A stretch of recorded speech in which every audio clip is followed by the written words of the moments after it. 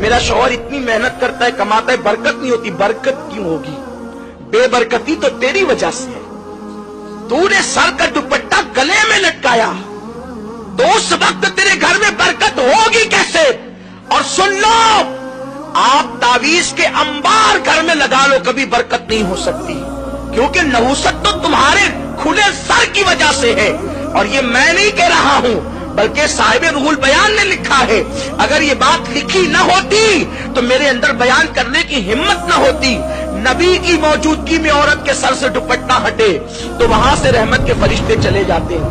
تمہیں پتا ہے اے خاتون جنت کی کنیزوں, جس وقت ابراہیم علیہ السلام کو آگ میں ڈالا جا رہا تھا, ابراہیم علیہ السلام کو آگ میں ڈالا جا رہا تھا, تو آگ میں ڈالنے کا طریقہ کیا تھا؟ انہوں نے منجنیق بنائی تھی. منجنیق آپ سمجھتی ہیں, جب پہلے دور میں قلعوں پہ حملے ہوتے تھے تو منجنیق کے ذریعے سے پتھر پھینکے جاتے تھے. انہوں نے منجنیق بنائی تھی. منجنیق وہ تھی کہ آگے ایک پائپ رہتا تھا اور ایک رسہ رہتا تھا.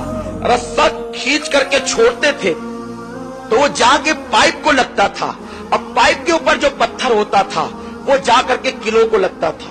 تو سب سے پہلے منجنیق بنی ابراہیم علیہ السلام کے لیے, کیونکہ انہوں نے اتنی بڑی آگ کا علاوہ تیار کیا کہ وہ آگ کے قریب کوئی جا نہیں سکتا تھا. تو ابراہیم علیہ السلام کو ڈالے کیسے؟ تو انہوں نے منجنیق بنائی. تو منجنیق بنا کر کے وہ کئی دنوں سے پریکٹس کر رہے تھے. اس طرح رسہ کھینچیں گے, چھوٹے گا تو ابراہیم کی پیٹھ کو جا کے لگے گا, پھر ابراہیم جو ہے وہ آگ میں چلا جائے گا. لیکن جس وقت ابراہیم علیہ السلام کا کرتا اتار کر ان لوگوں نے منجنیق پر ابراہیم علیہ السلام کو بٹھایا اور رسہ کھینچا, تو اب رسہ ان سے کھینچاتا نہیں تھا. کیوں نہیں کھینچاتا تھا؟ اس لیے کہ فرشتے رو کر کہتے, اللہ تیرا ابراہیم تیرا نام لیوا, اب وہ آگ میں ڈال دیا جائے گا, ہم اس کی مدد کے لیے جانا چاہتے ہیں. تو فرشتے مدد کے لیے آ گئے. ادھر سے نمرود والے رسہ کھینچتے, ادھر سے فرشتے رسہ کھینچتے. تو فرشتوں کی طاقت کے سامنے نمرودی ناکام رہے, تو وہ رسہ کھینچ نہیں پا رہے تھے. اب وہ حیران ہو گئے, کئی دنوں سے ہم پریکٹس کر رہے ہیں, کئی دنوں سے مشق کر رہے ہیں رسہ کھینچنے کی, ابھی تھوڑی دیر پہلے تک کہ رسہ کھینچ رہا تھا آسانی سے, اب نہیں کھینچتا.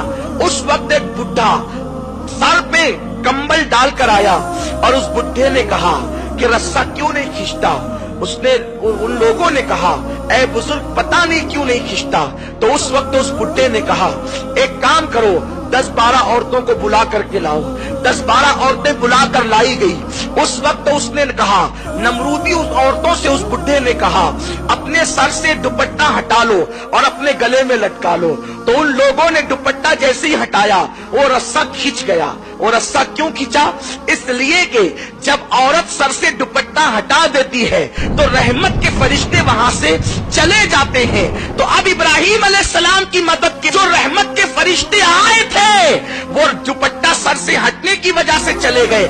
حالانکہ وہاں اللہ کا پیغمبر موجود ہے, پیغمبر کی موجودگی کے باوجود اگر عورتیں سر سے دوپٹہ ہٹا دیں تو رحمت کے فرشتے وہاں سے چلے جاتے ہیں. تو کیا تمہارے گھر میں کوئی پیغمبر ہے؟ کوئی تمہارے گھر میں کوئی صحابی ہے؟ تمہارے گھر میں کوئی ولی ہے؟ نادانو, تمہاری تکلیفوں کا علاج صرف تمہارے پردے میں ہے.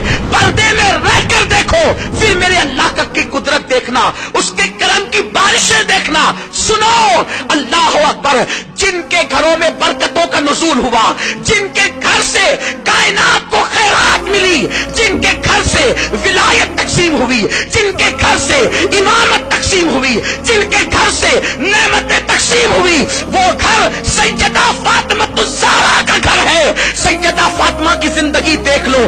امام حسن مجتبی سے کسی نے کہا, حسن تیری ماں بڑی پاکیزہ تھی. امام حسن نے کہا, تو نے سچ کہا. جس دن میری ماں کا وصال ہوا میں 6-7 سال کا بچہ تھا, اس کے باوجود بھی میں نے اپنی ماں کے سر کے بالوں کو کبھی نہیں دیکھا.